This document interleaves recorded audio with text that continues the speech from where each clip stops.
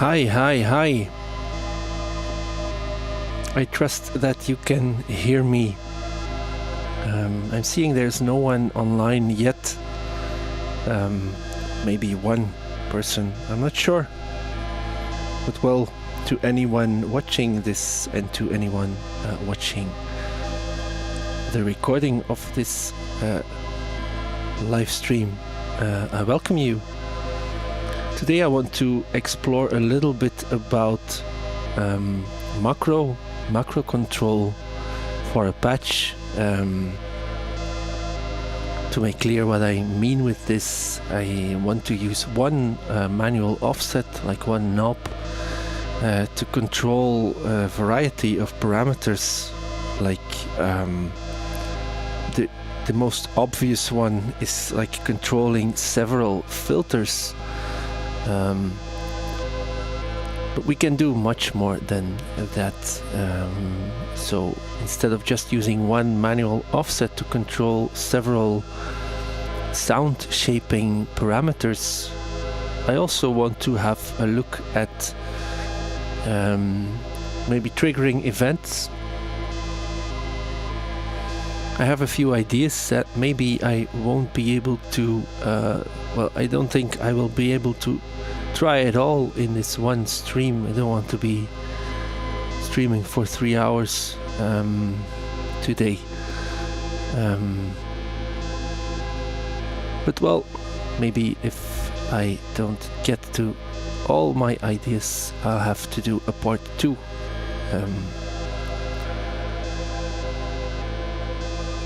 Let me zoom out here so you can see the whole rack. So I made a patch last week. Unfortunately, I cannot remember what I can't remember in detail what I did. But there's several things connected to one knob. I'm using Select 2 here. No, yeah, Select 2. One of the stages of one of the channels of Select 2. This module has 2 manual offsets for those who don't know the module. So it's just a knob that sends out DC voltage. I should be able to demonstrate how the patch changes when I start turning this knob.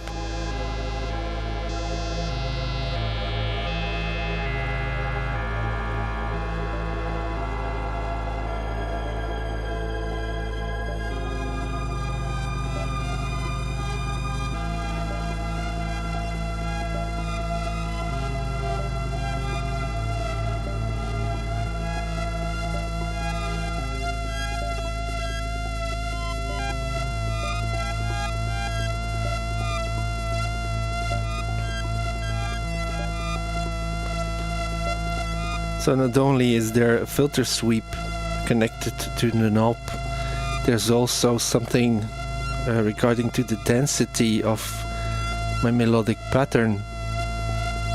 I also remember that I routed the signal in some way to the wet and dry control for a reverb.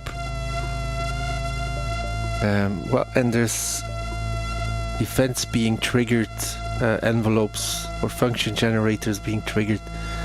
I can't remember the minute details, which isn't a problem because in a minute I'll remove all the cables and start from scratch, trying to incorporate a few macro ideas, and I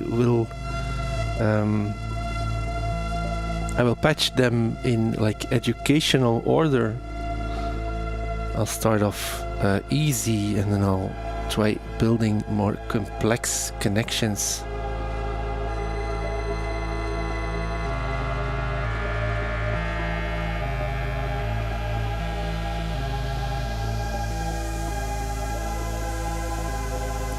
So if anyone in chat is, anyone who is watching is able to let me know whether the sound is okay. I always have to guess here, and I had to change out a few settings because my mixer, there's I'm using several output groups on my mixer, and usually I use one of them for a stream, and it's starting to act up. There's a lot of noise coming from the output, so like last year I had to retire one other group because it has issues. So now the second one, luckily there's a third one, but after that I will have to start looking at having my mixer fixed because I cannot work without some kind of mixer. So let me do a sweep here again of the manual offset for the people who just joined. Welcome to all of you. Today we're going to talk about macro controls for a patch, so using one knob to control several settings and change different behaviors around the patch. I made this patch in preparation like last week, so I can't remember the details, but I think you can hear what's happening. Novak says, hey Brice. Hey Novak, it's nice to have you back. How have you been? So let me turn this macro control here. You will be able to hear how everything changes.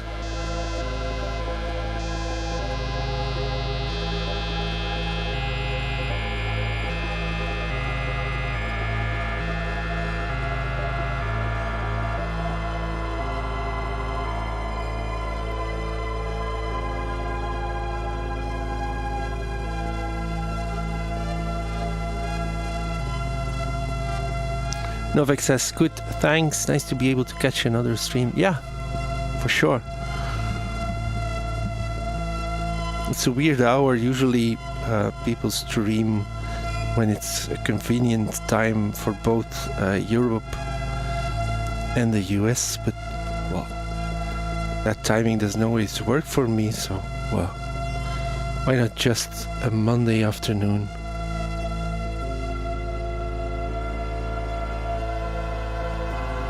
As long as there's a few people watching live, that's fine for me. It's nice to have some interaction, but well, I can imagine having too many people in the live chat can start getting, well, at least for my nervous system, it might be a little bit overwhelming because I want to react to everything and everyone, and well, I can imagine at some point I wouldn't be able to do any patching anymore.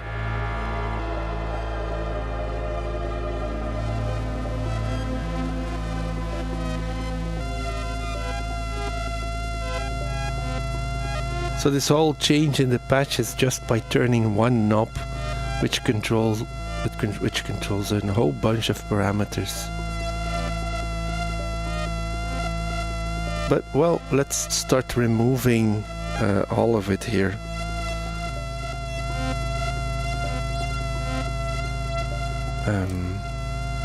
Because well, I want to build a patch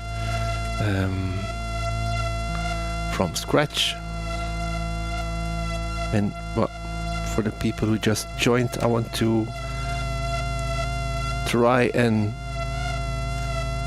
create some macro controls for a patch, but I want to do them from simple to complex. Start off with a simple idea and like work our way to more complex routings. I think that's a good idea. A horse in a hospital says hi. Hi, a horse in a hospital. I know I've seen your username around. I think even on my Discord. I have an idea of who you are, but I'm not sure.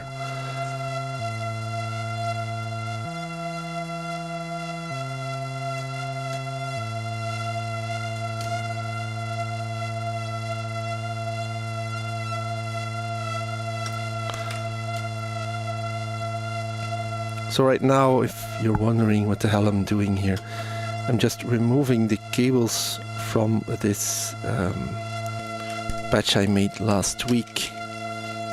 Like trying out different macro ideas. Just simple ones.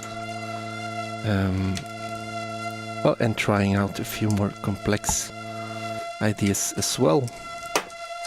I stumbled into some cool findings that led me down another rabbit hole about wave folders, but well, I'll get to that a little bit later, I guess. It depends.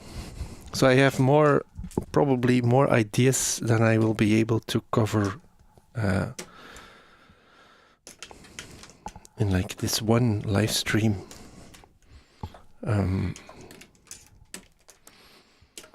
But if I run out of time or energy, I will probably just do another stream about the topic of macro controls, because, well, you can really go haywire with them. I mean, there's no limit to what you can do. It's not that at some point you can't ever say, yeah, we covered all possible macro controls. I mean, there's infinite things that you could do depending on the patch that you are working with, etc. So by the way, this weekend I went to a few animal sanctuaries where they keep rescued farm animals.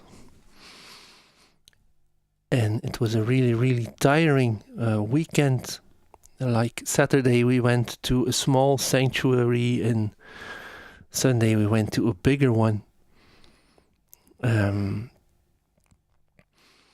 Well, it was very, very nice. It's really nice to be able to watch and touch, like, for example, like these really giant pink pigs that you usually just see in like clips of slaughterhouse footage, or well, them living in terrible circumstances in like these giant stables.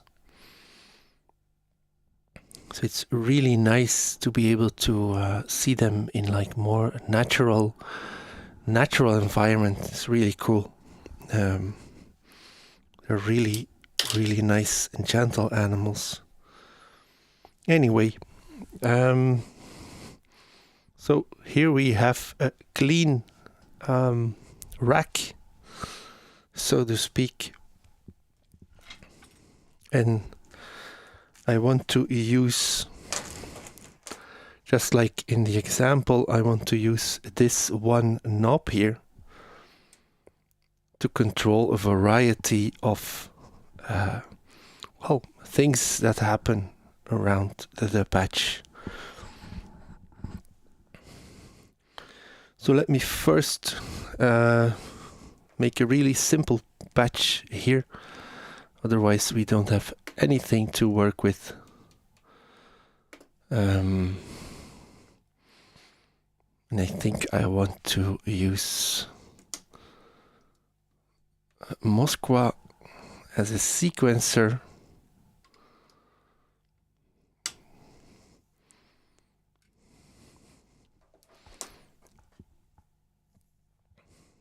Let's just take simple saw wave, send it through an SVVCF filter here. Let's use low pass output. We already should have some sound. There we are.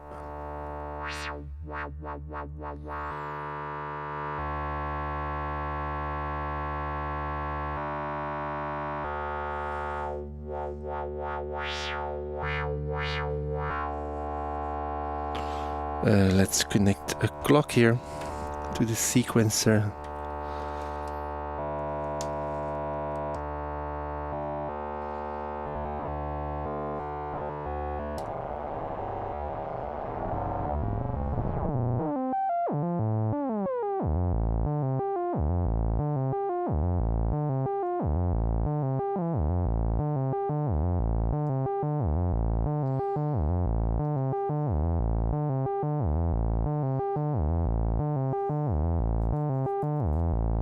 Let's go for a minor scale. So is everybody hearing this all right? Should I turn up my levels a little bit for the music maybe? It's just important that you can hear me talk as well as hearing the music. Let me know if this is all right, if you can.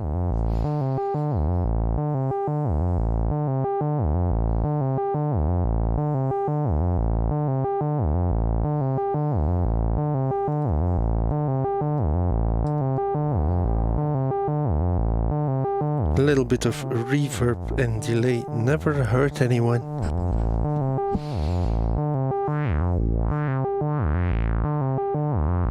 Horse and Hospital says, yeah, the music could use a bit more volume. Well, is it okay like this? I already turned it up a little bit. Judging from my meters, this should be okay. Well, I never know until I re-watch like the live stream. I also want to use well, let's do it properly here. Let's send the sound through a VCA. It's something I rarely do actually.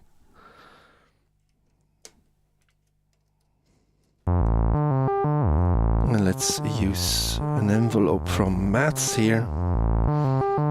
Let me turn the camera. Horse and Hospital says, sounds good, no worries. Thank you. Thanks for letting me know.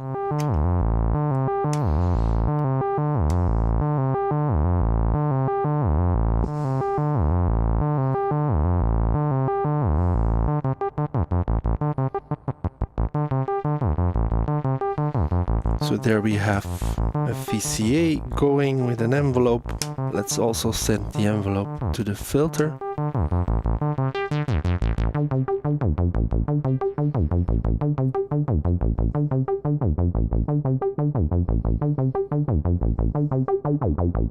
Something like that.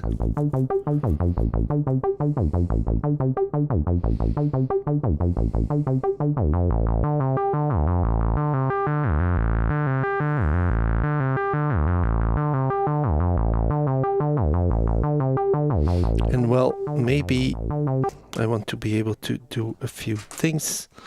So maybe let's send this sound, this patch here, into beats and take the stereo out here, and let's monitor that. I'll turn down the grains, so we're just using it as a reverb at this point.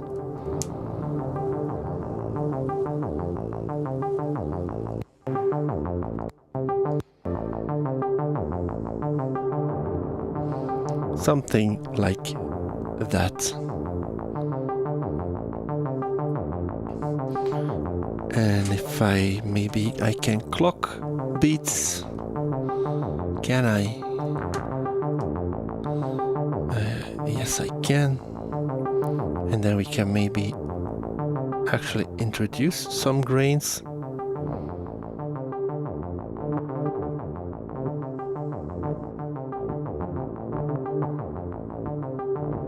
This should be in time, so I'm wondering why it's not really in time.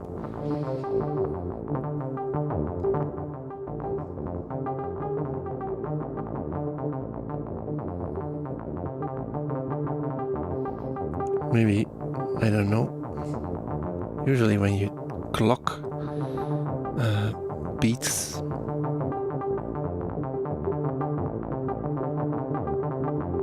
maybe I should...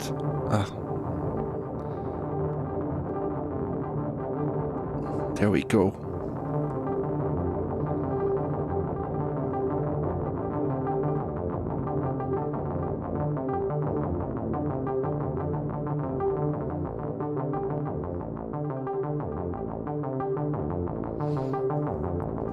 Something like that. It's just a starting point. We'll see where it goes from here. So beats is up there, in case you are wondering what the hell I was doing. So I'm guessing we need a little bit more volume again, because beats makes it a little bit more silent. Anyway, so first of all, I want to send my macro control here to a buffered multiple. I don't think it's important that it's a buffered multiple, but well, I'm using link 2 by Uranolog here, which is buffered. And let's start off sending this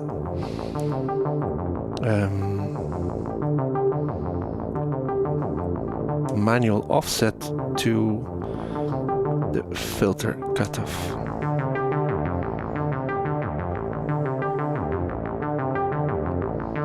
So now when I turn this knob to the right, the filter opens, and when I turn it into the negative here, the filter closes. I have an attenuator here on the module, on the filter module itself, so I can reduce the effect a little bit.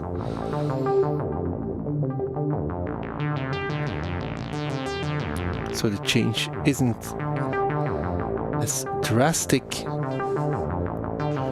That's already nice. Let's turn down the grains, because I'm actually not really liking them.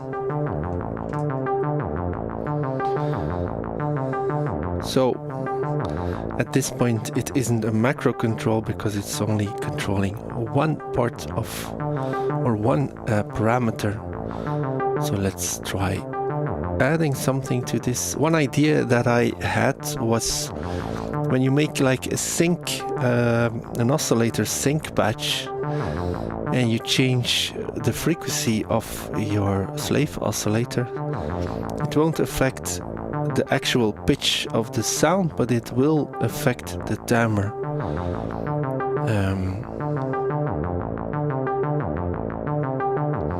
So I was thinking maybe we can do that, like control the pitch of a sync patch with it, or well, at least the timbre. So what do I need to do? I think I'm just going to use 3 body again. So I'm taking saw output of the middle oscillator on 3-body, and I'm going to use the square output of the first one we used. Use that one to sync well, the other one, and this results in a little bit different of a sound. Now when we change the pitch of our slave oscillator, you can hear that mainly it's the timbre that's changing.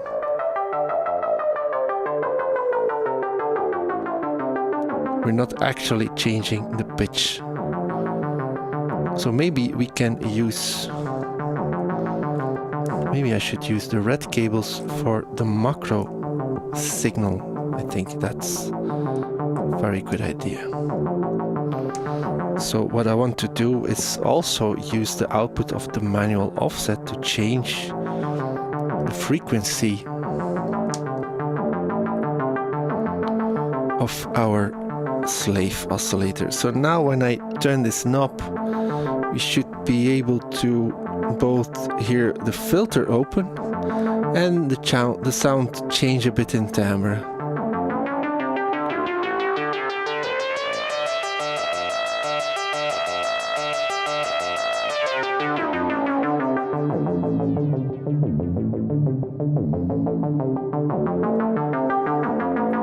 So now we're actually using this one knob here to control 2 parameters.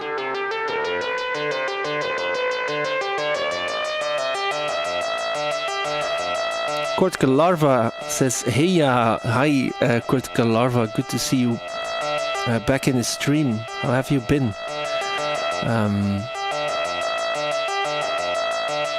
Horsen Hospital says, nice, thanks. I think it sounds nice too.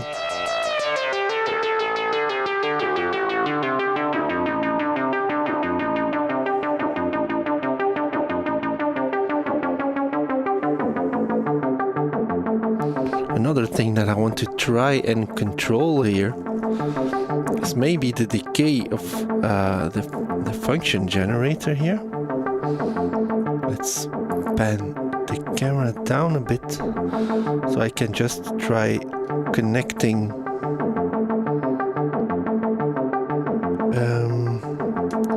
an output of my multiple here, which is multipling, which is splitting the signal from the one knob here.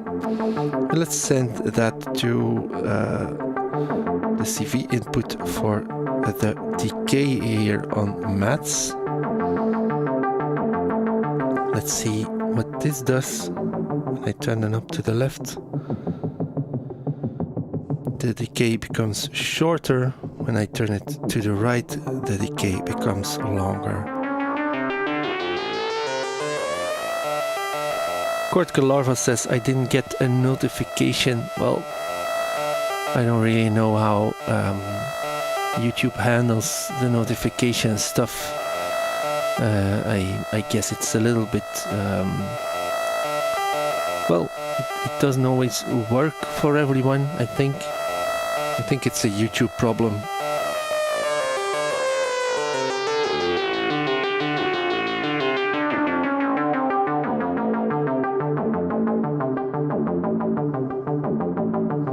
Maybe I want to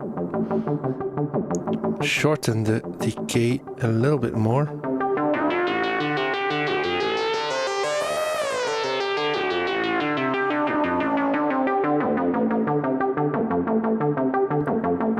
So now we're effectively controlling the frequency for the low-pass filter that's filtering this sound. We're also controlling the timbre because I made a sync patch here, and one of the multed outputs is controlling the pitch of our slave oscillator. And I'm also using the same offset to control the decay length for our envelope. Horse and Hospital says YouTube notifications work in mysterious ways for sure. Yeah.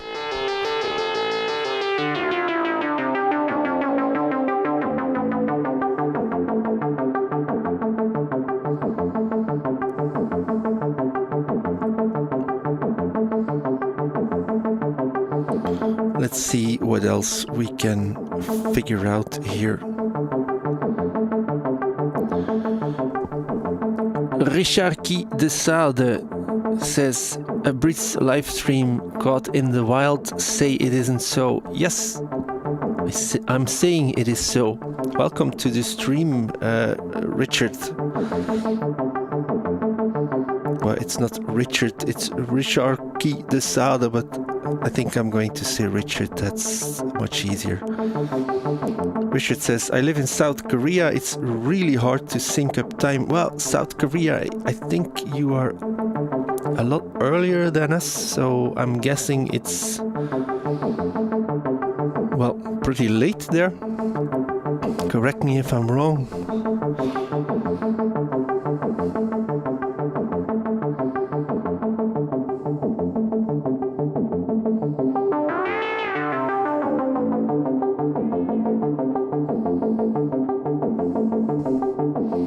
So yeah, controlling 3 parameters for one voice.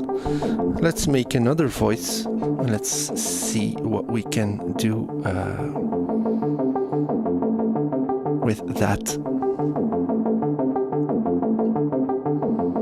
So let's take... I'm just thinking here what I can do. Let's just take a square output of 3 body here, send it through another SPVCF filter. Let's take the bandpass output this time.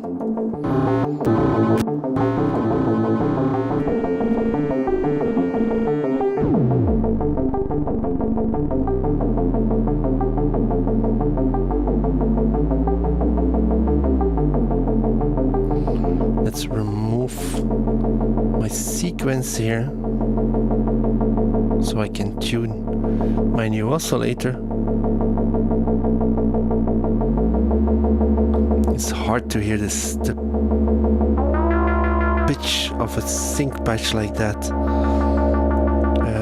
Maybe I should monitor that one.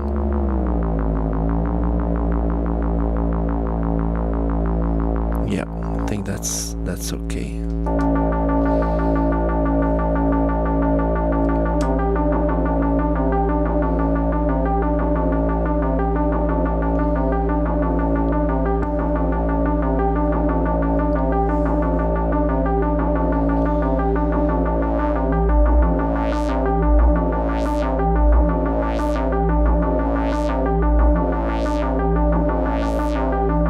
So I just added a square wave through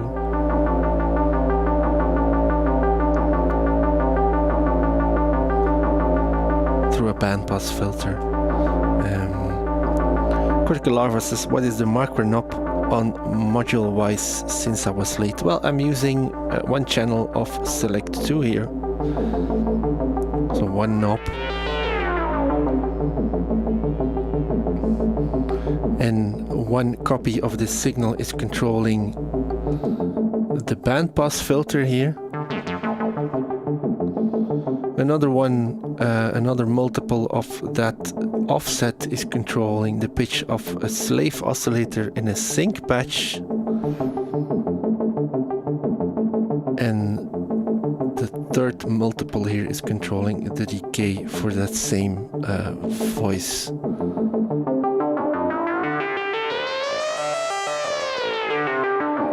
Now I added a second voice, which is just a square wave from 3 body as well here, going through a bandpass filter.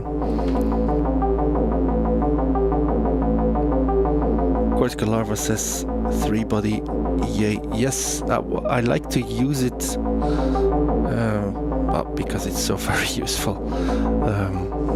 It's very stable as well. I don't have to wait until it warms up, which is sometimes nice, especially when you make a patch beforehand, and then when you turn back on the rack after a few days, it's not all detuned. It's really, really nice. I mean, I love my analog oscillators, but 3-body is so damn useful. So I had an idea to create a feedback patch and then use our macro control to control the amount of feedback. So far this is just square going through a bandpass, so maybe I can use one of the spare outputs here on my filter, maybe the notch output, to send back into the VCO. Let's try the phase input here. I'm not sure if that's going to screw with our tuning.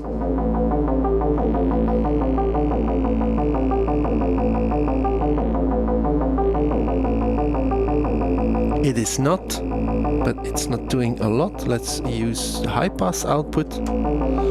That's doing about just as much. Let's try the low pass output. I think I like that a lot more.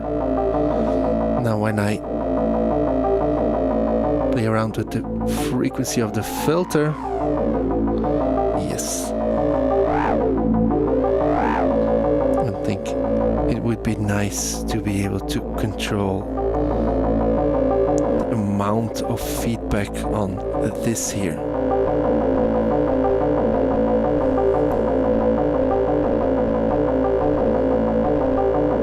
Kurt Galarva says FPGA is interesting. I cannot believe Schlabi was just like, well, I learned how to implement it. Well, FGPA is like the logic system that 3-body is built on, for anyone who doesn't know that.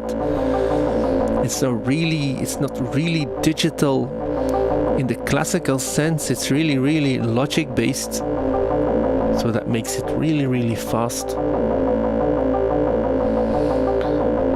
Other than that, I don't understand shit about it. So, well, it is very impressive that Eric just went ahead and, oh, let's learn this, because I know he started off building the engine of 3-body in something else first, and then he decided, nah, let's not do this. Let's learn FGPA first, or instead, and do it that way. I think he does impressive stuff. So yeah, let's first of all send a multiple of my manual offset to the frequency of the filter here, and let's turn it to see how that sounds with everything else.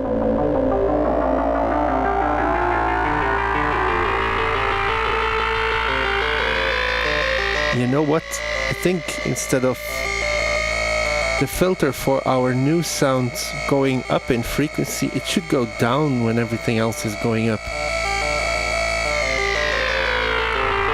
So unfortunately I don't have attenuverters on this filter. So if you want to achieve something like, well, inverting the direction of the change, the change, you can just send the offset signal through some kind of inversion module.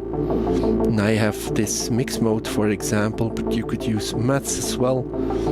That lets me invert anything I send into it. So let's use a normal cable to send it there. Let's switch it into inversion mode, and then let's send the inverted signal into the frequency for my filter. Let's now listen to what it does. Well, maybe I should turn it up then manually first a little bit.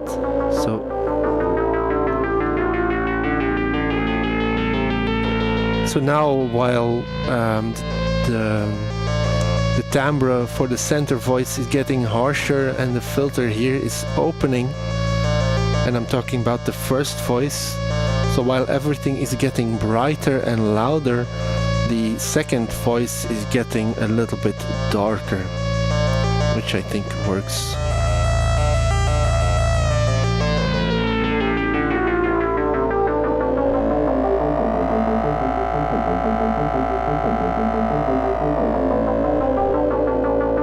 I think this sounds really nice. What do you think? Horse and Hospital said 3-body is my main go-to as well. Yeah, it's a really versatile and useful VCO as well as LFO. Okay, I want to, like I said, I want to control the feedback path here that I created. So let's turn down the first voice for a moment. Let's reiterate, this sound is just a square wave going into a low pass filter, but into a band pass filter, but we're using the low pass filter output to modulate the phase of the oscillator. So we're getting kind of a feedback situation. If I manually turn down this feedback, you can hear how this changes the sound.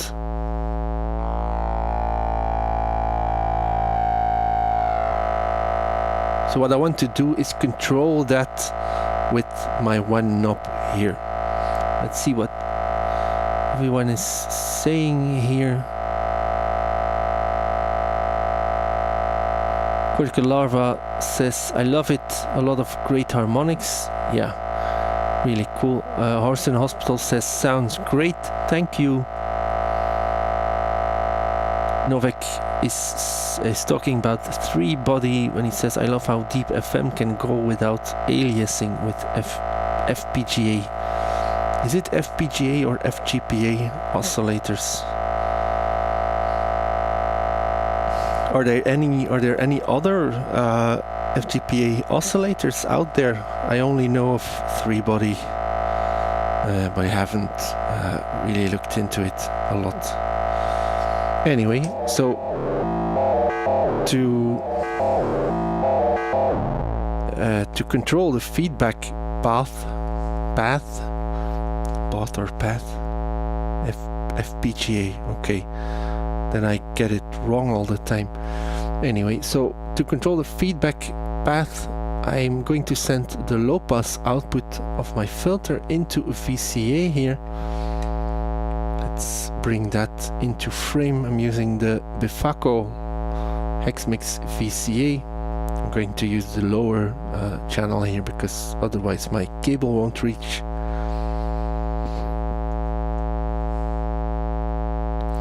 And I'm going to use the output of that VCA to send back into the phase input here on my oscillator. So when I now close the VCA here, it has the same effect of turning down the phase modulation here. So we're effectively turning down the feedback. Novak says the IntelliGel shapeshifter is FPGA as well. I haven't worked with that tool. And Novak continues, it's my weapon of choice. Would love to have a 3-body as well though. Cortical Larva says, I have a shapeshifter as well. It's well worth it. So what can I do now to control that feedback here? Bear with me for a moment while I change out this cable. So I'm going to send another multiple of my offset here into the CV input of the VCA.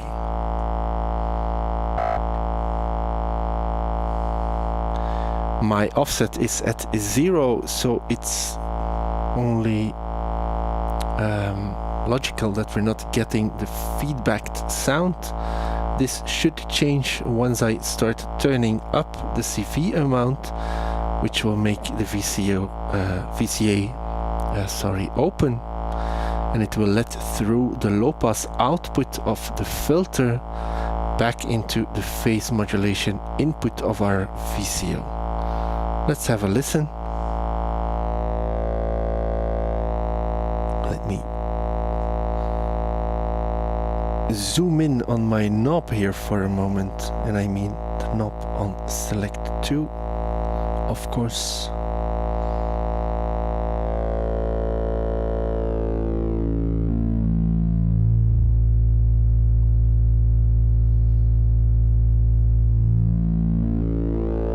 So that's the effect on the last sound we made. Hoofjaw. Hey, Hoofjaw. Hoofjaw says, hi, Brice and everyone. I'm a bit late joining, but better late than never. Kurt Galarvo says, hello to Hoofjaw. Hi, Hoofjaw. Thanks for joining the stream. So far we made 2 voices with a few macro controls. I'm just trying out things like I mentioned in the Discord, like in educational order, well, loosely.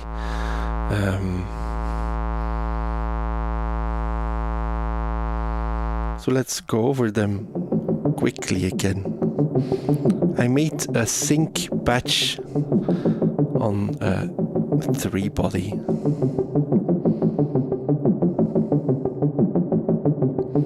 The output of that patch is going into a low-pass filter. I'm controlling the frequency of the low-pass filter with the knob here of Select 2, which I'm using as a macro control. I'm also controlling the pitch of my slave oscillator, which changes the timbre when I turn it. I'm also controlling the length of my decay envelope, which I'm using to shape the volume and the filter cutoff.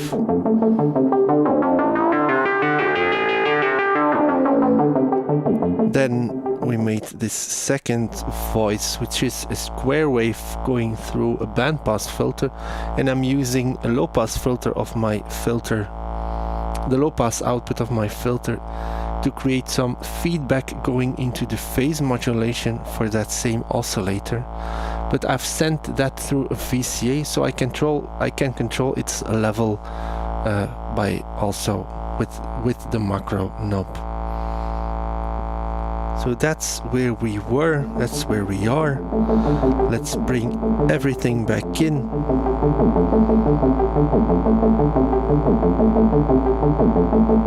And well, let's listen to it when I turn the knob.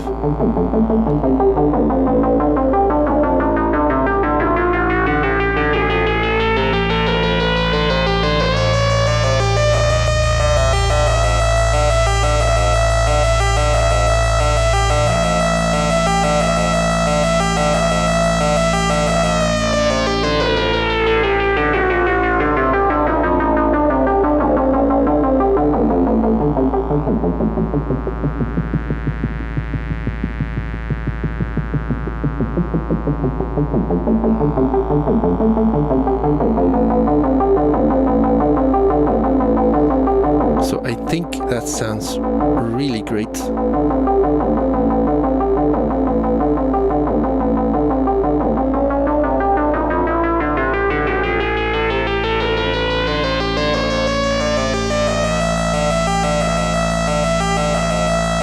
Now let me try and demonstrate something that I figured out over the weekend. And let me bring down the volume a little bit first to explain what I will demonstrate to you.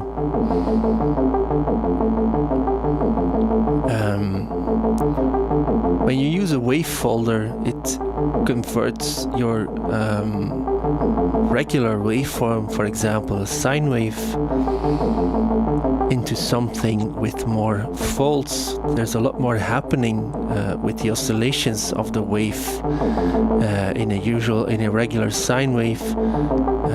In the period that it just travels up and down, when you send it through a wave folder, it starts doing all these kinds of bends. In case you don't know, you can send like an LFO signal through that as well.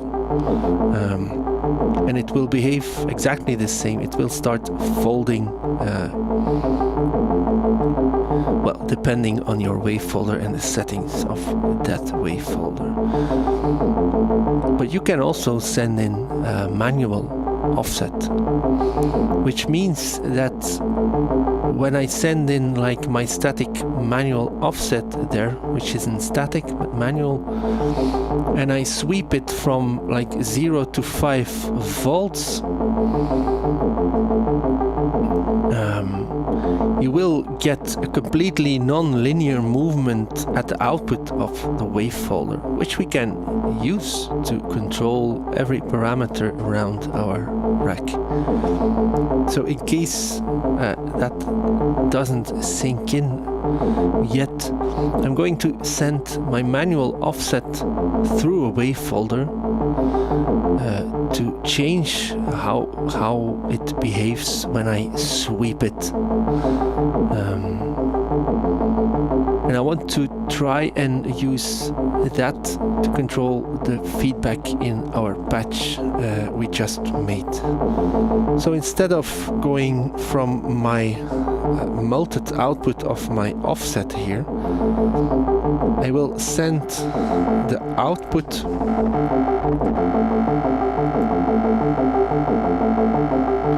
let me find a short cable here. I'm going to send the output of my offset through my wave folder here, and then the output of that wave folder is going to control the level of the VCA that's off screen right now, but the level of the VCA that is controlling the feedback of this bass patch here. It should already be working because you don't have to set anything up. You just send your offset through a wave folder. By the way, you can send an envelope through a wave folder as well. But let's listen to how differently this might behave. I'm not entirely sure because I haven't listened to it. Let's do it now.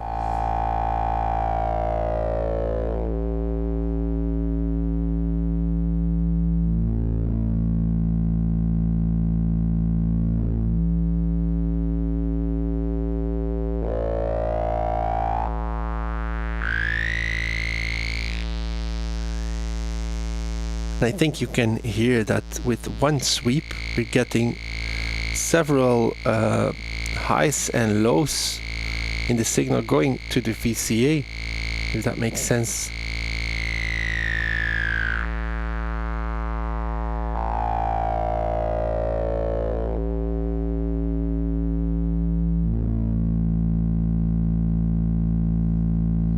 So maybe that could work better if I for a moment here reroute this signal to control the frequency of our filter. I think that should make things more clear. So let me sweep this knob here.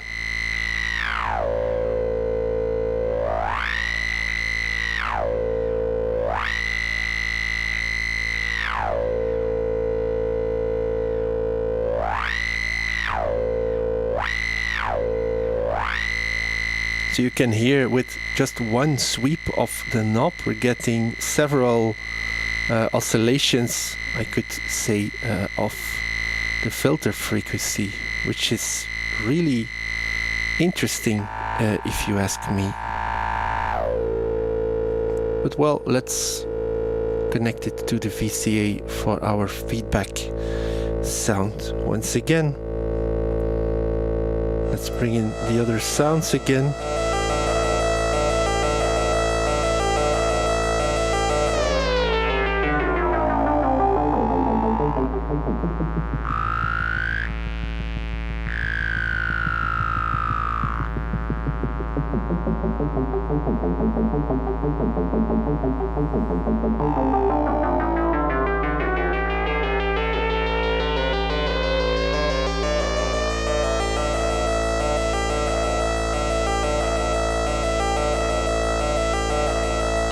maybe this was good as a demonstration, but I don't really like it, honestly. So let's just send the manual offset to the VCA straight. But I think you get the idea. Maybe I'll implement it with something else later. Let's see what you have to say here. Kortkalarva says voltage is voltage unless you're dealing with DC AC conversion. Yeah, I don't know if every wave folder is capable of handling DC, so low frequency oscillations or not, but I guess it is. Novak says, I never thought about using a wave folder on manual offsets. Great tip. Yeah, it's just something I thought of this weekend. Trying to figure out how to get a more non-linear response from like one manual offset. Coach Galava says, I try not to think in voices. It's limiting. Well, usually I don't really think in voices either. It's just, of course, easier to explain what I'm doing here. Let's sweep the knob again.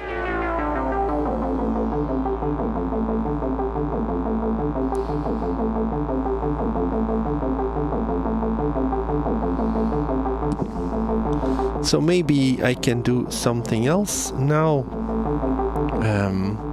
I think we already explored a few things that we can do with an offset.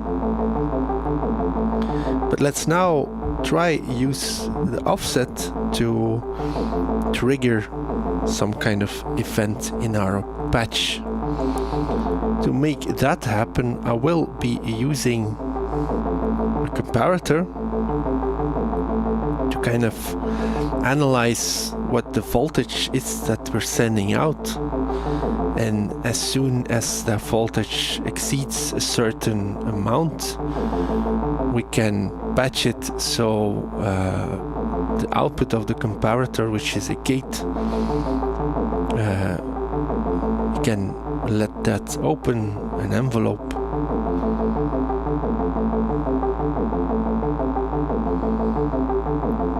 So let's just melt this with a stackable cable here. Let's send it into compare 2. And by it I mean my manual offset. Let's connect, or maybe we should first look at this here a little bit closer. Can I get it a little bit sharper, maybe? So here is our manual offset, and this is the comparator. I'm just going to use the first channel here, so the left two knobs. When I turn it up, this LED should go white, as you can see. So this means that the voltage of my knob is inside the window here that I've set.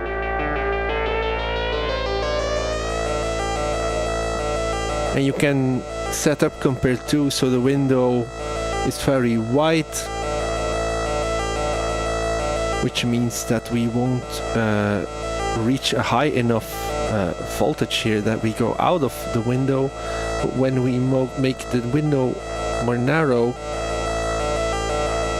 you can see, well, when it turns red, this means that the voltage that we are sending in is above the window. So you'll see when I start turning down this knob here, we are inside the window again at this point, because the LED turns white. Then we bring it down more and more. Now we are below. Well, let's just keep it really white, make it white window, so we stay in. This will give us a nice long gate. So let's use the output, which just sends out a 5-volt gate whenever the signal is in our window. Let's send that into a side of mats here.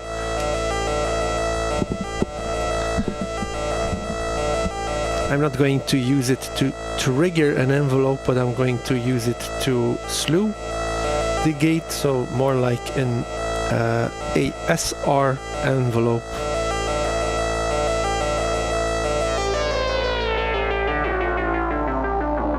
And well, let's think about it for a moment, what we can do with that slewed gate. Maybe I can try patching up some noise ambience in stereo, which we then can open and close with our triggered event kinda.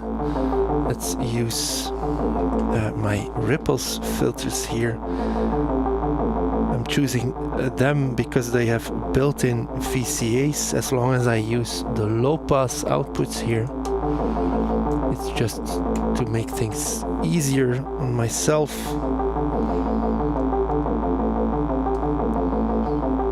So let's turn down the resonances, otherwise we're going to be dealing with a lot of squealing here.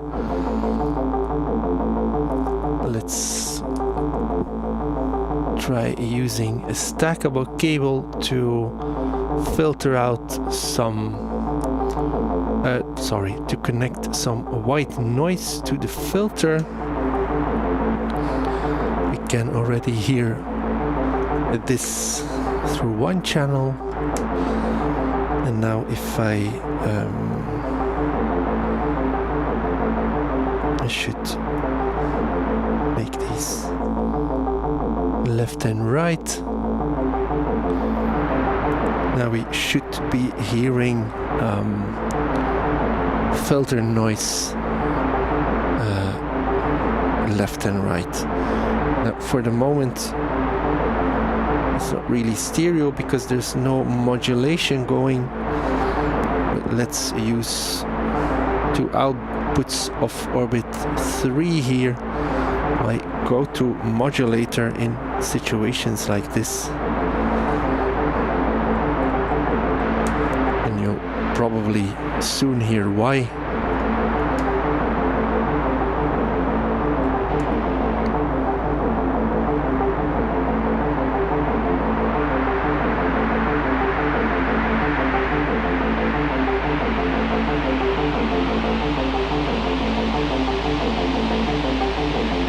There we go, there's some modulation going on, making it stereo, and then we can use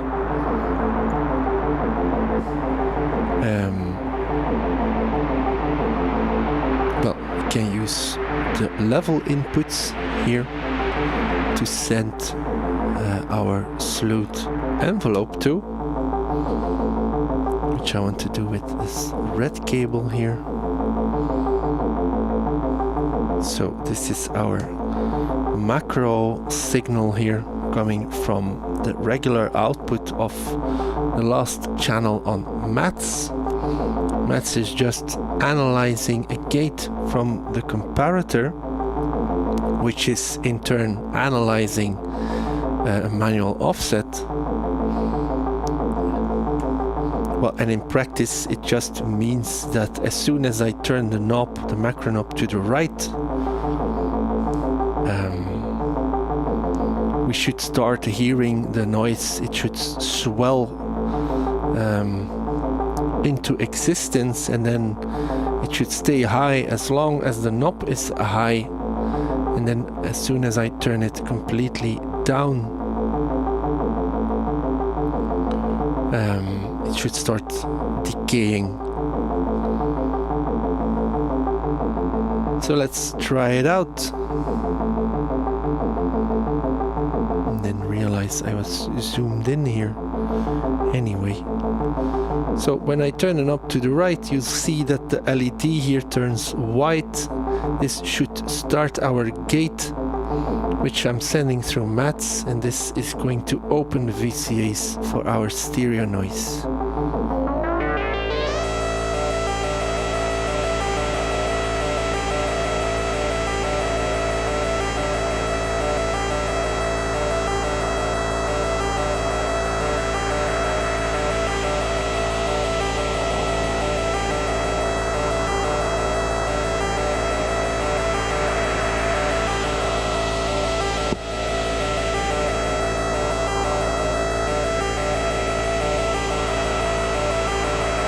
Let's turn it back down.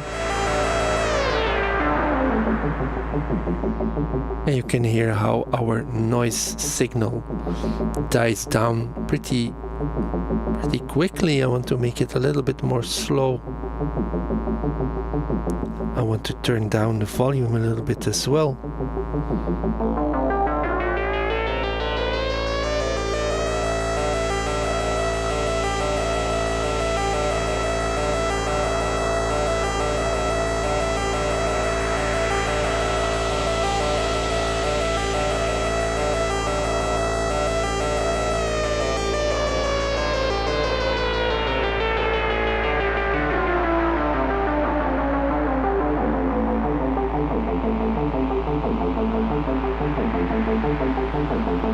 Okay, how's that sounding for everyone? Well, I wait for possible answers. I'm going to think a little bit about what I can add to this patch, because it depends on what I'm going to add, what I can do with the macro situation.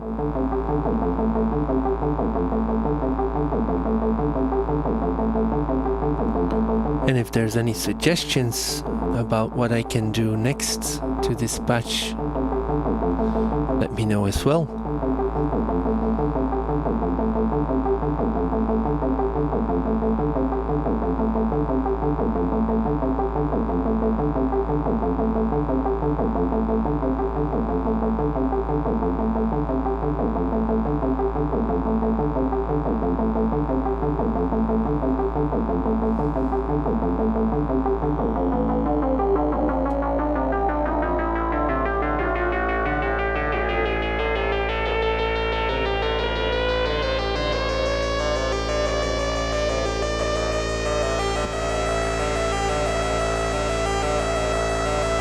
Cortical Lava says the bottom end is a NARP. Wonderful. Thank you.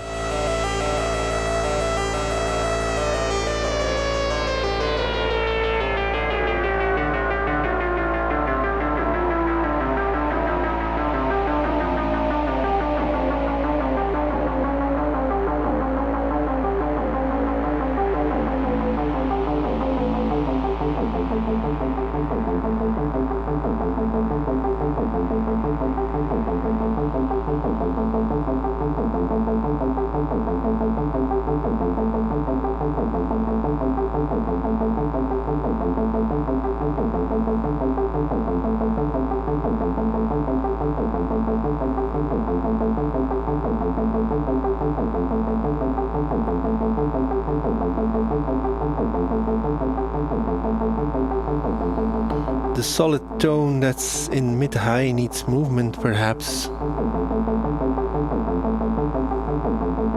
Yeah. Talking about this one, right?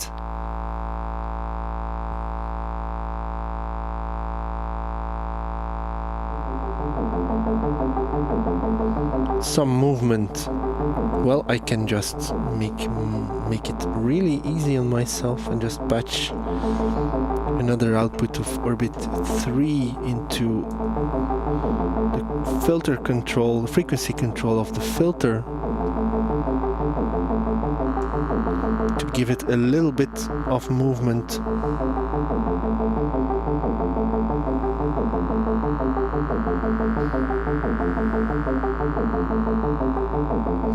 But I could also try adding some kind of sequence to it. I had an idea of trying to use a macro control to bring in a sequence and bring it back out. But well, for that to work, I have to make a sequence first, of course. So maybe I don't think I'm really allowed to well, I'm going to anyway. I'm going to use Bishop's Miscellany or 2 here to try and create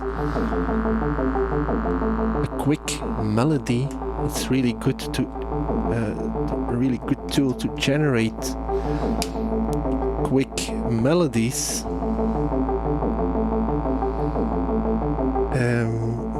Let's try and remember how it works. So I'm this.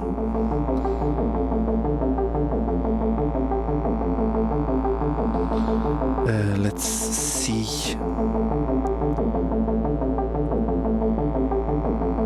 We were using a minor, which is Snottorian. I think it's Lydian.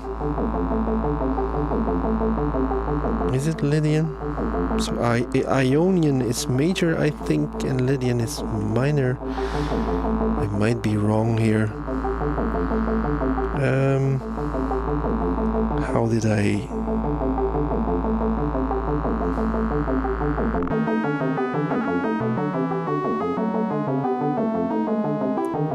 It's clear that it's not Lydian. Aeolian, that was it.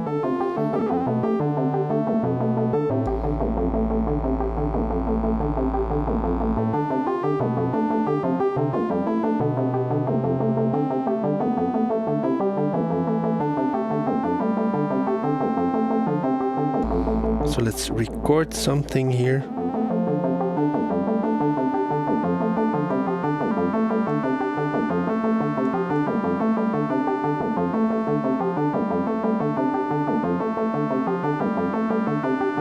I think that's really nice. It should be down 1 octave. Can I transpose this? Ah, perfect.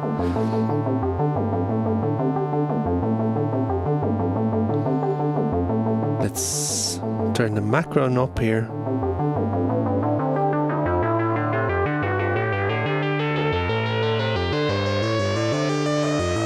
I think this turned out really great. A really great companion sequence for what we already had.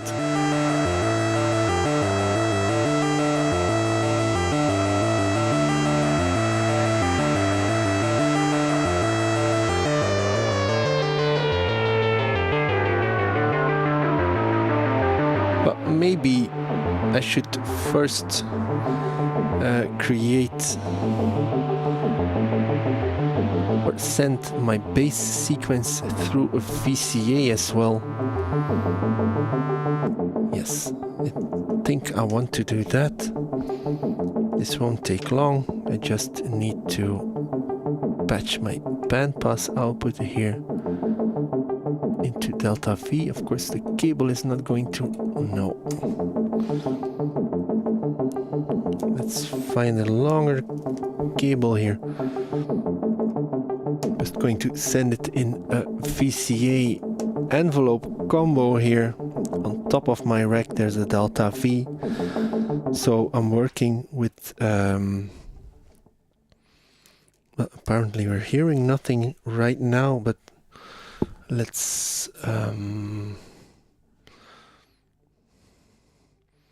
patch the gate output from Bishop's Miscellany.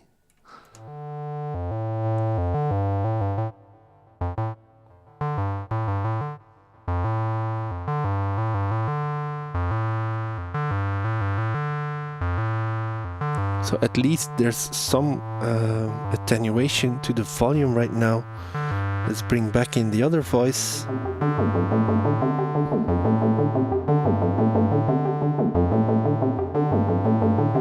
I think I would like a steady clock as a gate or as a trigger.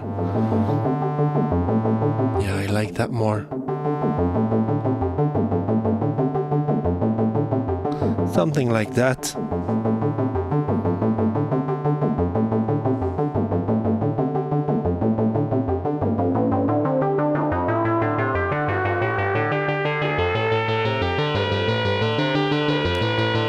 The envelope should be a little bit longer.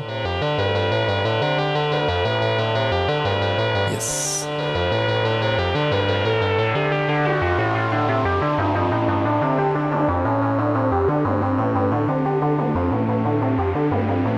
Korska Larva says, great job, thanks. Novak says, yeah, it's sounding great. And Korska Larva suggests pinging a few filters for percussion. But maybe let me first try incorporating or implementing that idea I had to bring in the sequence to the bass voice using the static offset. One idea I had was just using a VCA,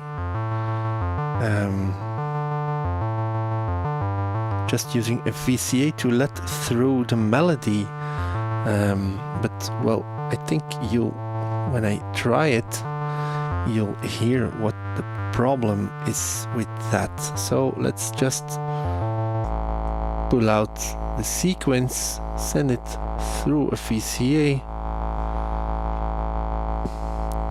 So the output of the VCA is going into Volt per octave again.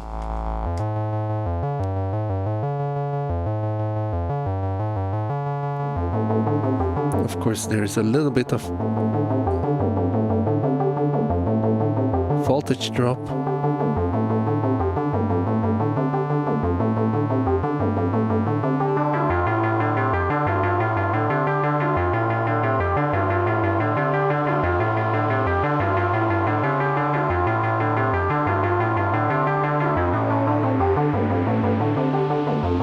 Well, imagine that I just sent my manual offset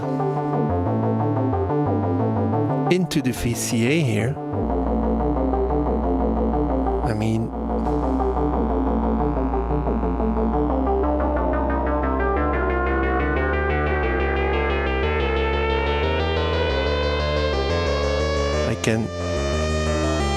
mean, you're hearing what the problem is there, right? I'm attenuating the sequence. And well, it's really not behaving as it should. We really should open and close our sequence with a steady, I think 10 volts is what we need on the hex VCA.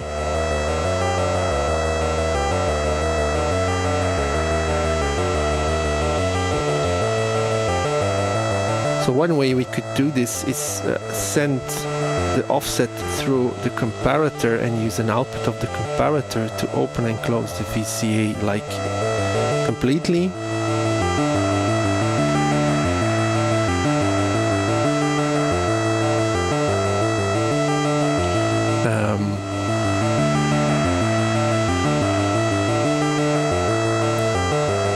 Well, I want to actually control the sparsity of the sequence with my manual offset, meaning that I have to control some kind of maybe probability gate with my offset. So maybe I can use Zularic Repetitor here. You could do this with Pamela's new workout as well, but let me try it with Zularic Repetitor. So if I take my static or my manual offset and send it into one of the inputs on Zularic Repetitor, I'm actually controlling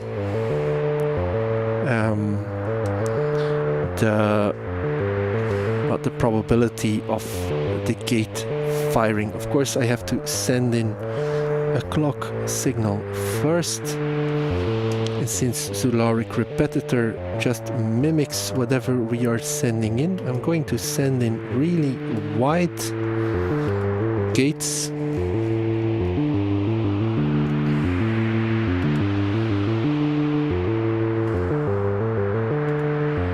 Let's see if it works with this kind of gate.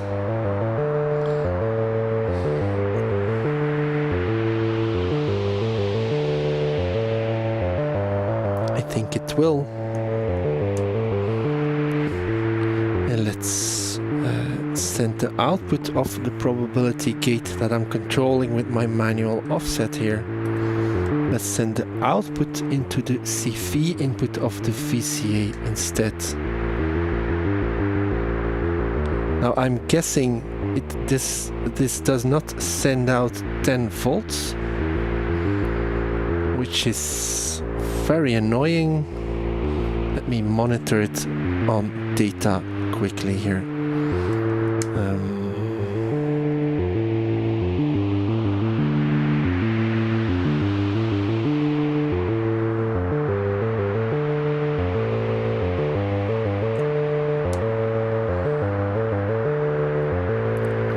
That's even more annoying. It's 6.2 volts. What kind of a ridiculous number is that? Let's try sending it through my comparator here to convert it into something that's a little bit more regular.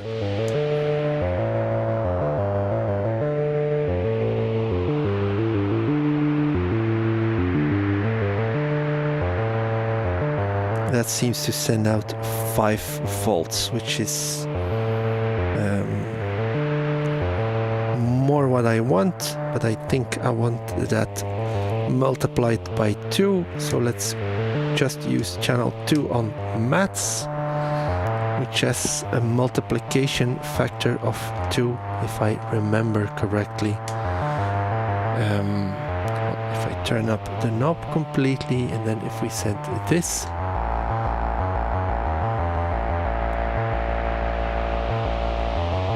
I'm noticing again we're dealing with a lot of offset here.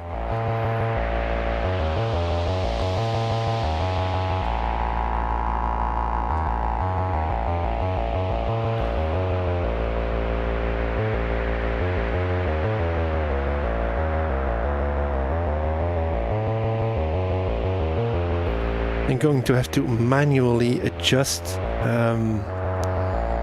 the response of my VCA here to get it to be proper 1 volt per octave.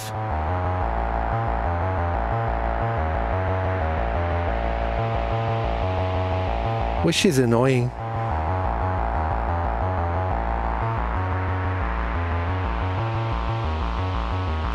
Let me try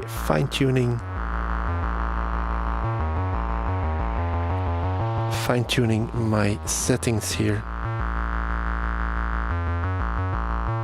So with the knob on select 2 here to the left,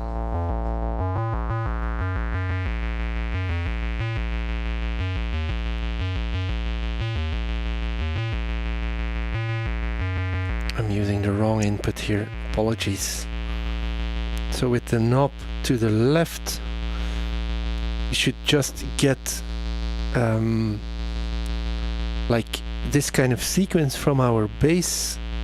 It might sometimes trigger a note, but it usually shouldn't. And then when I turn up the static offset or the manual offset here, we should start triggering the probability gate.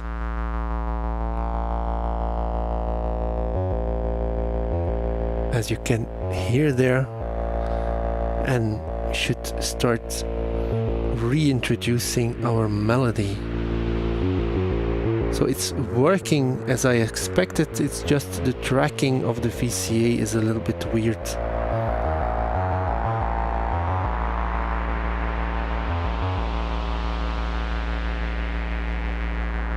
Yeah, so the idea is working. You just have to find the tuning for the CV input here of my VCA.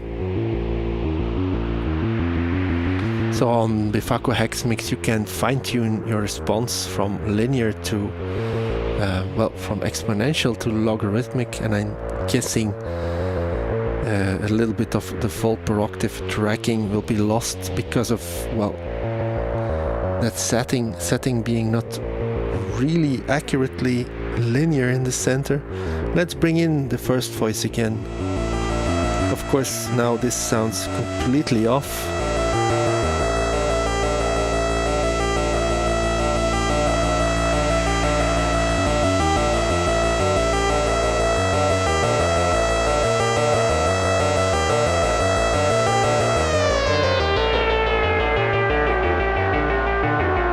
Let's see if I can retune things here so they make sense again.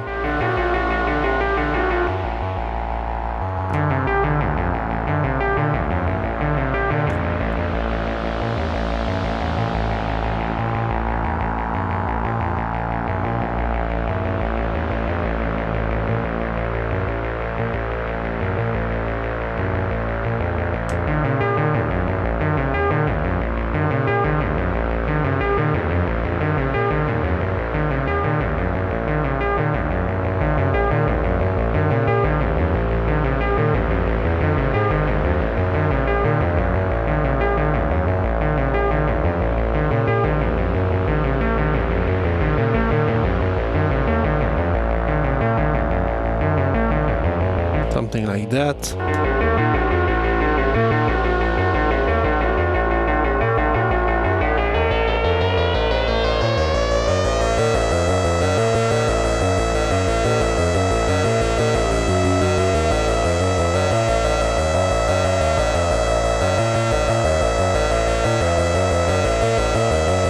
So there's notes that are off.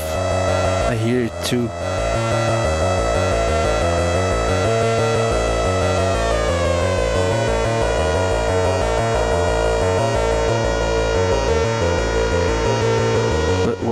The idea works.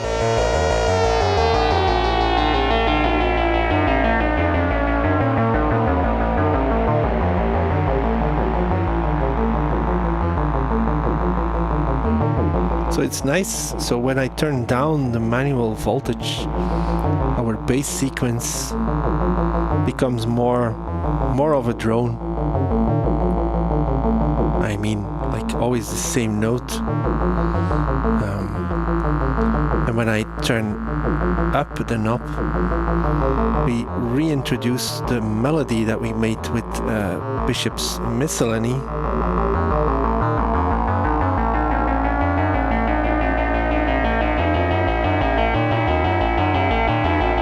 I wonder what happens when I reintroduce the grains that I earlier turned down.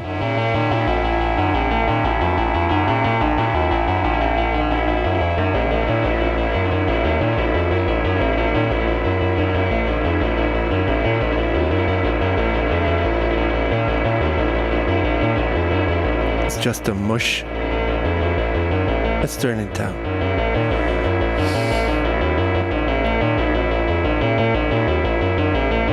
Novak says quantizer maybe. Yeah, of course. Let's just send the output through a quantizer first. Of course. I wanted to avoid using one because the way I'm doing it here should give us a good result, and it's okay, but it's not perfect.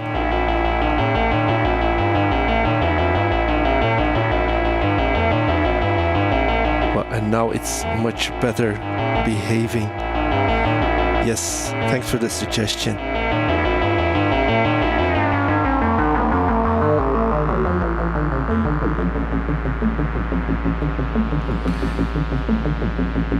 Hofja says, or use the other channel of Select 2 to switch between the sequences and an offset rather than using the VCA. I may not have quite followed what you were wanting to do though. Well, the way I did it is like use a probability gate to open and close the VCA, letting through the sequence, so that when I turn it down like halfway, there are still some notes coming through, because the probability gate is opening, closing the VCA like every once in a while, as you can hear. Like every once in a while there's a note of the melody coming through. When I turn it completely to the right, all the notes are coming through. And when I'm turning it completely to the left, none or almost none of the notes should come through.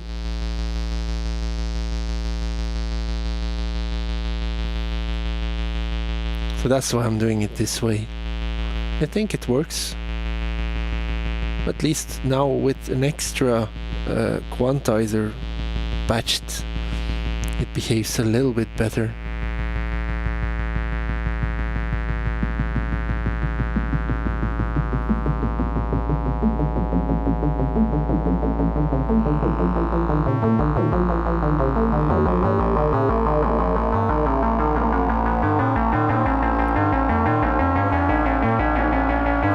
Novak says, I guess now there's a quantizer involved. You could maybe transpose with the macro control. It's sounding great, thank you. Yeah, maybe transposing with the macro control could be nice. It's always going to be the same transposition, of course.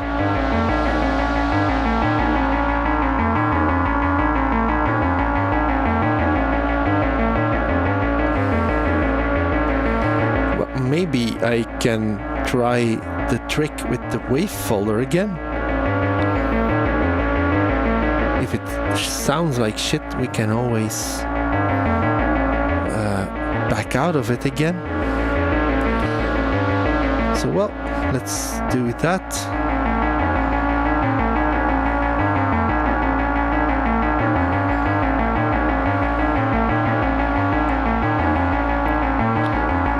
To have to mult my offset using this stackable here.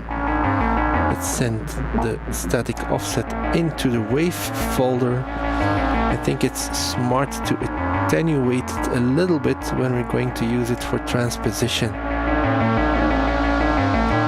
Maybe we can invert it as well. So again, I'm using an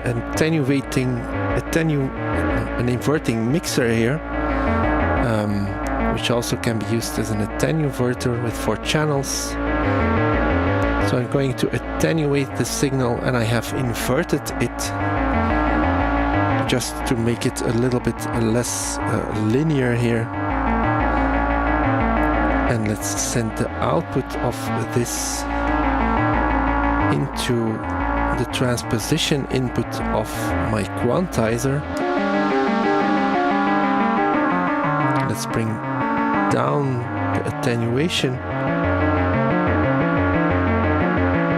Let's just see what happens when I start turning my macro knob here.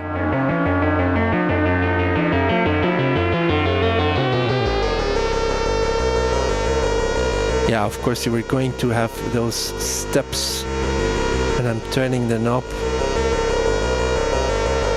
I think I'm going to have to send the clock to my quantizer as well, so it only changes notes on the triggers of the clock. That should help with that.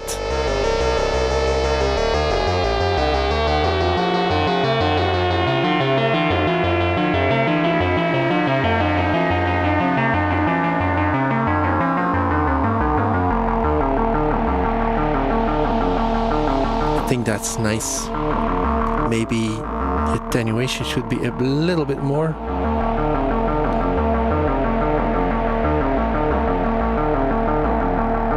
So now with one sweep of the knob here, can I still get it into view there? let me try get this so you can actually see it. So this here is the macro knob. Let me turn it. I'm going to bring up the volume of the music a little bit.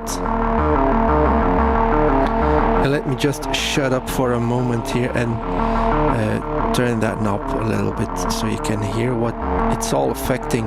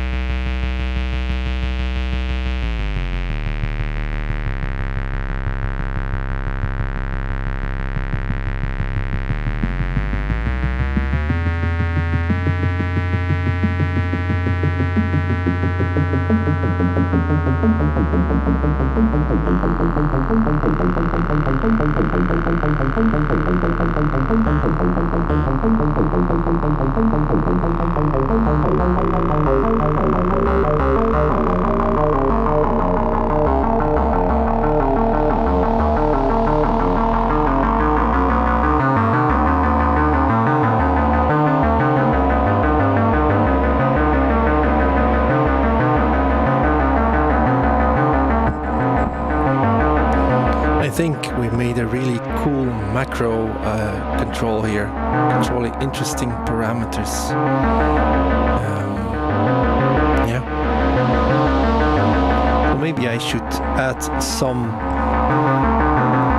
pinged percussion, as was suggested earlier.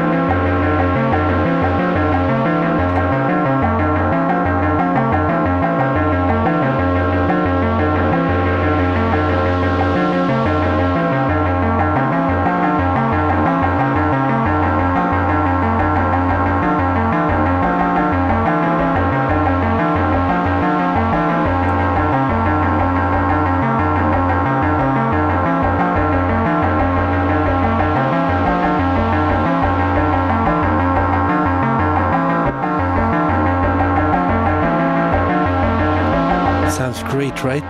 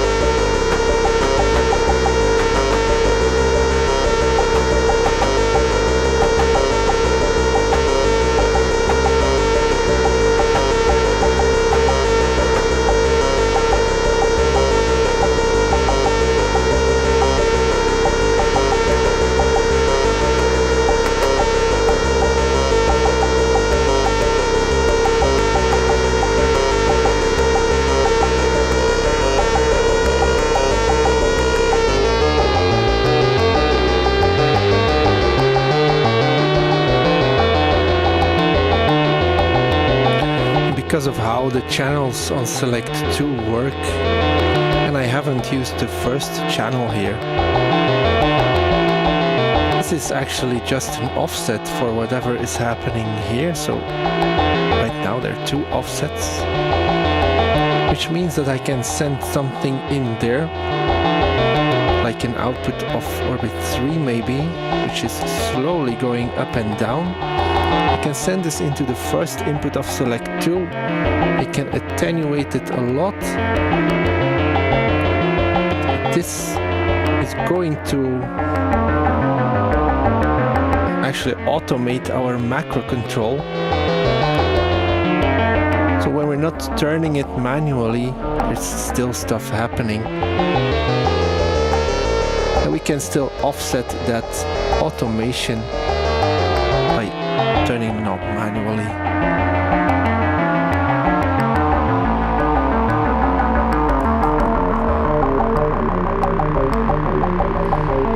Which I very much like. Can I ping yet another filter here? Yeah, let's use filter 8. Let's make a Euclidean pattern on Pamela's new workout really quickly here.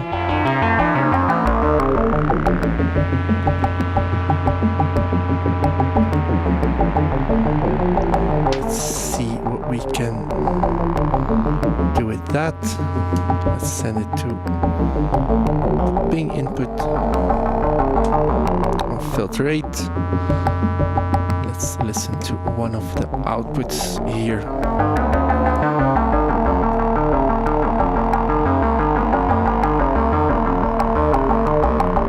I should turn it to audio rates. I don't think we're hearing anything. There it is.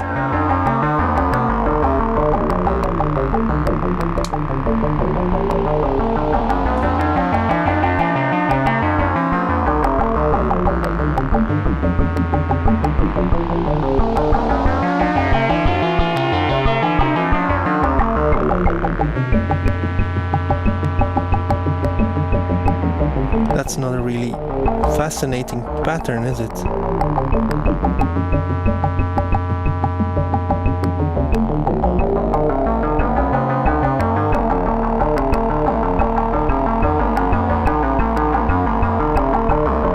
Something like this should be more interesting.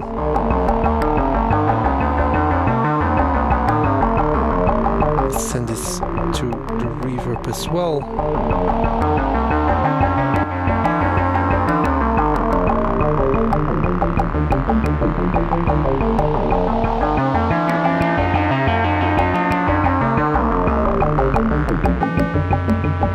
Let's see what you all have to say here. Cortical Larva says it's extremely unique. I love the spread of the ARP over many modules while being minimal at the same time. Novak says, yeah, we've ended up somewhere really interesting. I think so too.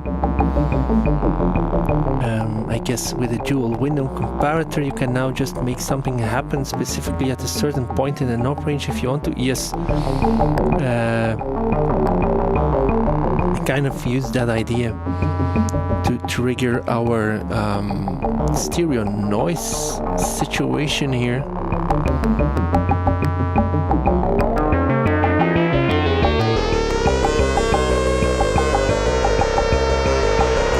Which is here when I turn it up a lot. But you can make the window much more narrow and have something happen at a specific voltage. One thing that you, for example, could do with it is step through a sequential switch, something like that. Cortical Larva says, this is what I aim for in a modular gateway, 8-tonal drums that are short, clicks in a rhythmic language, clicks work best in Ping's short gates.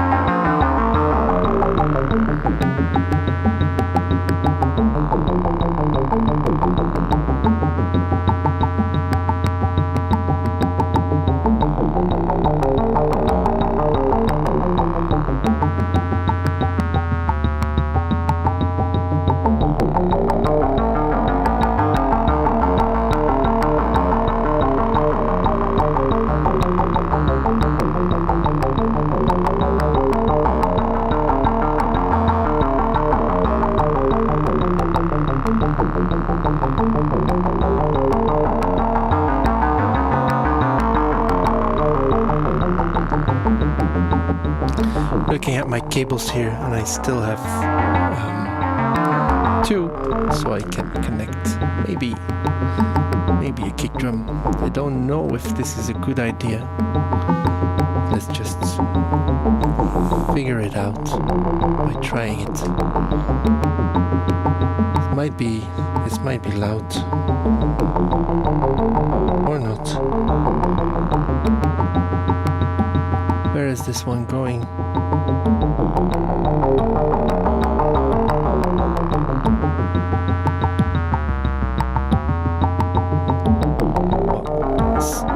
This could be a little bit boring with the added kick drum.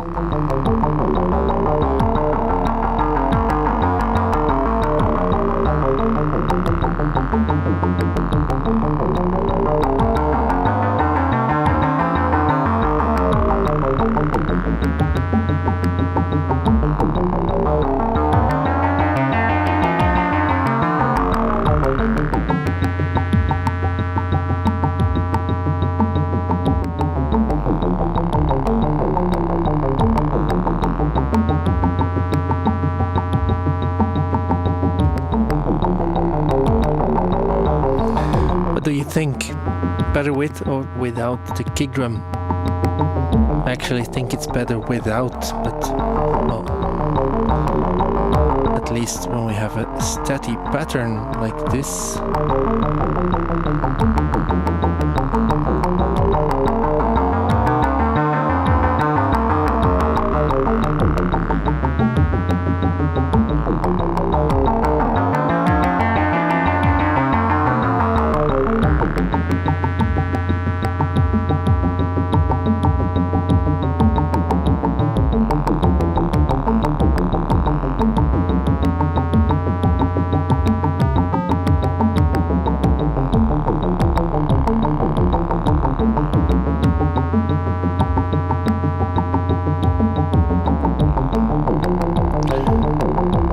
Best way to Novak says macro control into PAMs could be really cool. Yes, I think that's something that I'm going to try another time. That's a good idea actually. Cortical larva says rotating pattern. Yeah, I read what you said there first. I'm going to try some stuff with Pamela's new workout, maybe next stream. John B. EDM sounds cool, nice work, Brice. Thank you, John.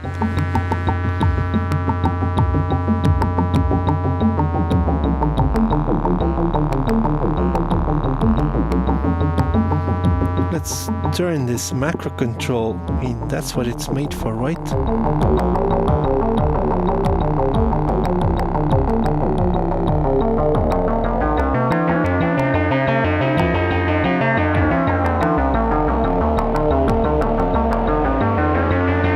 I think this sounds really great as well.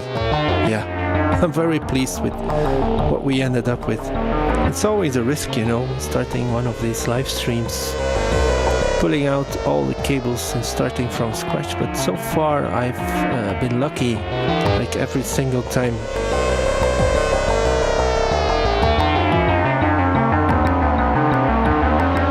I remember the first time that I tried a patch from scratch video. It wasn't a live stream, I just recorded it. I mean, I ended up with a really shitty patch, but well, there was so much effort involved in just setting that up because I had 3 cameras going that I ended up editing and posting it anyway. But well, I think there are like 10 people who watched it. It was a really shitty patch. Cortical Larva says, wonderful, Brice, this is amazing, thanks.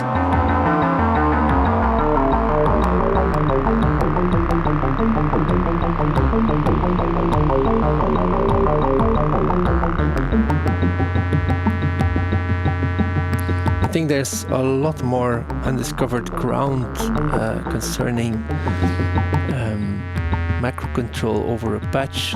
I mean, we could be switching between different sequences and create completely different atmospheres. But well, today we did it this way and it turned out nice. Novak says, you're brave to patch live, but it's really paying off. Thank you. Random slow step into macro. Well, yeah, there's slow modulation going on for the macro control coming from Orbit 3, which is making the patch less like still, steady.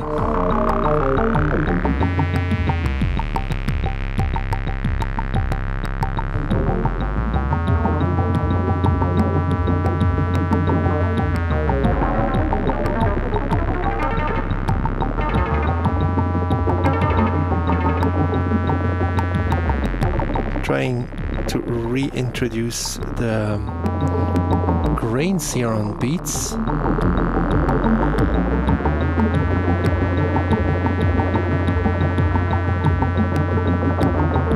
Now, what I'm seeing here is that's just the clock is just going too fast.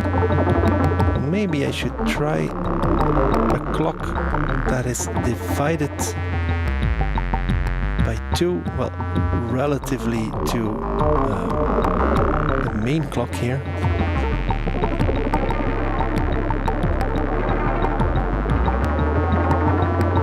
This seems to be rather nice. What happens when I slow it down even more?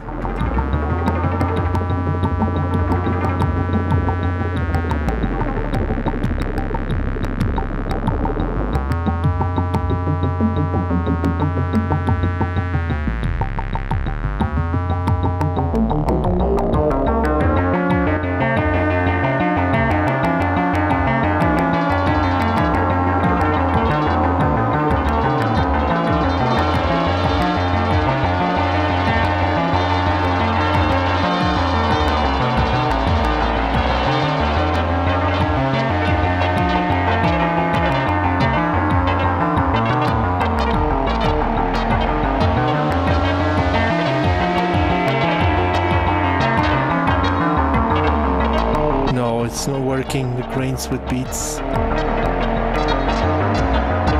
I'm just not really feeling that.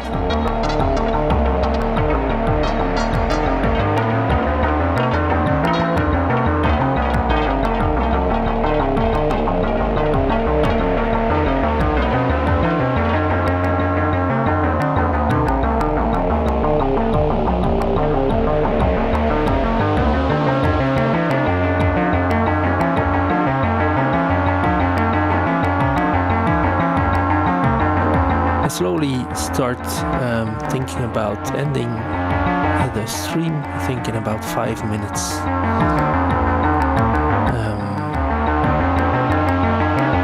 I'm going to end it here, end the stream. Cortical Larva says it worked better at high speed with less volume. Yeah, I think so too, but I turn it down a lot. Hoofjaw says, great job again, Brice. Thank you, Hoofjaw. I know we talked about this idea for our life in the Discord. There's more ideas to explore, but well,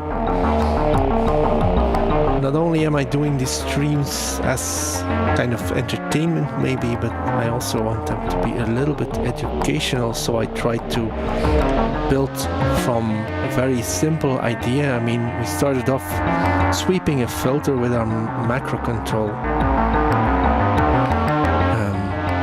and we built towards more complex ideas using VCAs to control feedback paths and even sequences. So, yeah.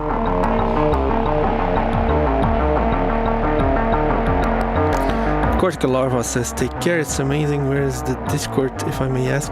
You get access to the Discord if you support me on Patreon or Ko-fi. I think you can even the lowest is, maybe I should change that to $1 or €1, but I think currently the lowest tier, both on Ko-fi and this and Patreon, are like €2 a month. This gives access to the Discord, where I post a lot of stuff. Before I post it publicly, I talk about all things modular, but also all things live.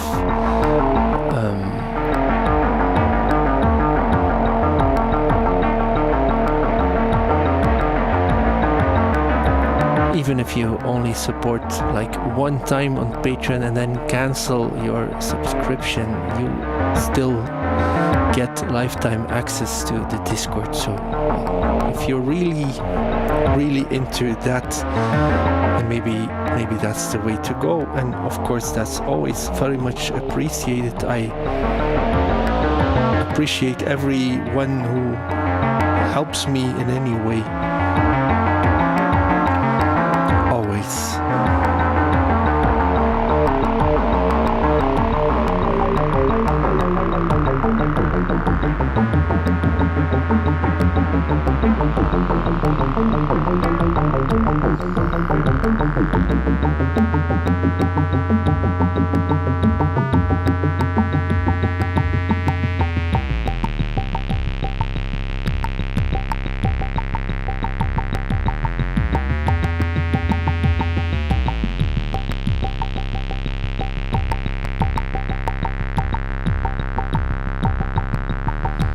If there's any suggestions for future live streams, let me know as well. I'm going to stay on for a few minutes, so you still have time to type out whatever you come up with.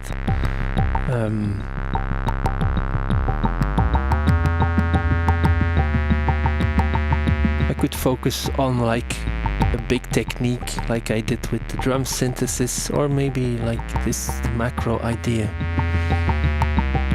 Maybe you want me to try at a certain type of synthesis, or I know one suggestion, I think it was Hoofjaw who made this suggestion, was to get a horn section going, which is something I have in the back of my mind to try one day on a live stream. Like get some kind of orchestral stuff going with some horns, maybe even a few other instruments.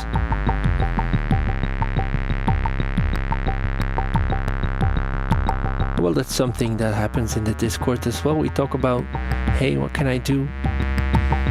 Give me your ideas, because I don't have any. Not really, but well, we talk about stuff there. Novex has lots of great ideas throughout this stream. Thanks for that. My wave folder will be doing a lot more DC processing. Well, that's the idea behind, at least for me, behind these live streams, is getting some ideas out there. Not just making a great track, but the most important thing is getting the ideas to you, so you can implement them in your system. Cortical Larva says it's great as transitional work with Move. LA synthesis is interesting. I'm not sure what you mean there. LA synthesis, I'm going to have to look that up. Maybe when I look it up it makes more sense.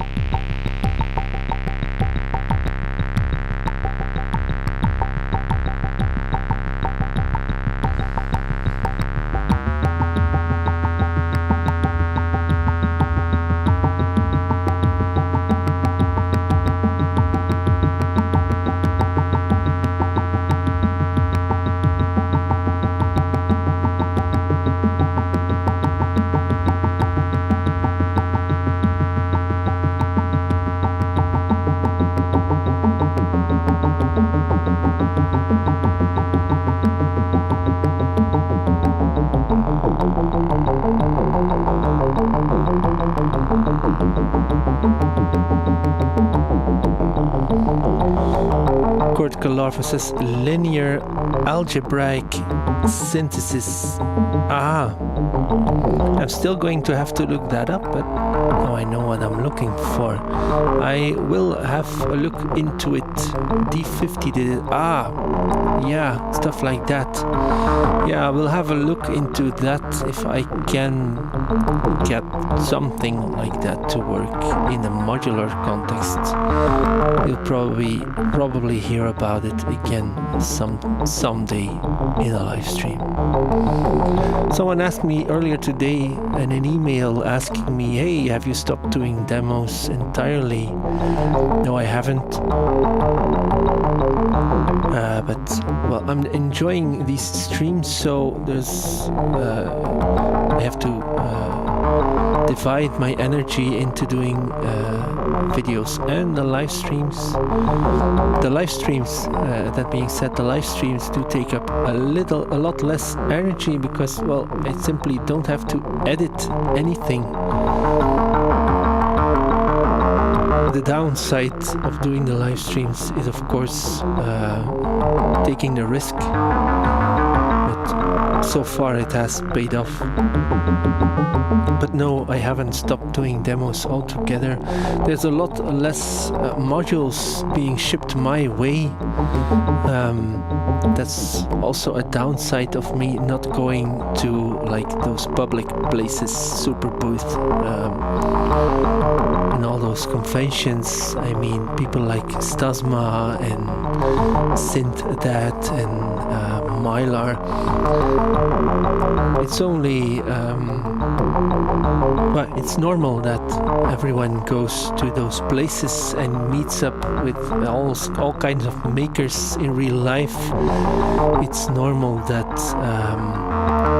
like relations are forged there, and I can never compete with that kind of social behavior by just sending mails to makers and Instagram messages.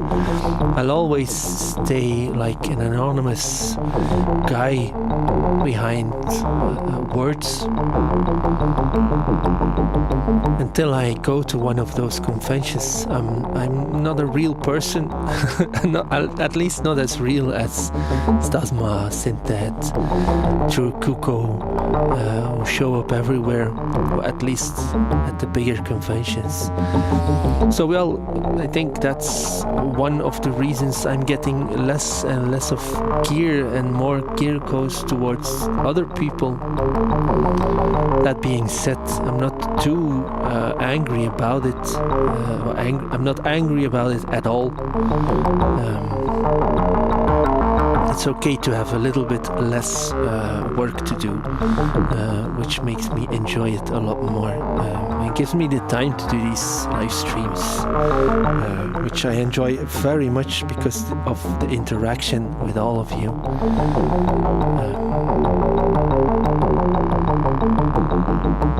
So yeah, if there's no more questions or suggestions, I think I'll start closing up shop here.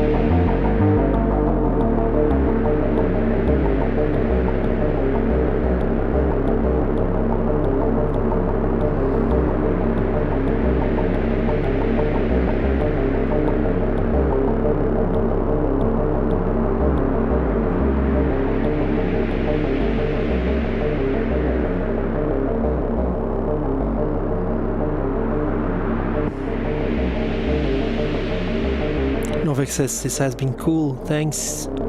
Cortical Larva explains how LA synthesis works with a short sample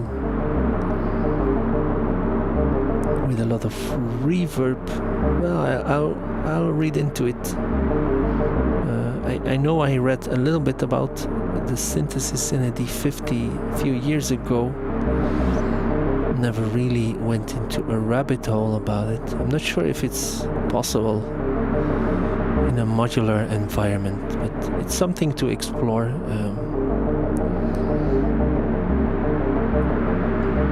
So again, thank you all for being here. It was a pleasure for me to be able to interact with all of you watching while I'm doing the patching here. So thank you for joining me on this wonderful journey.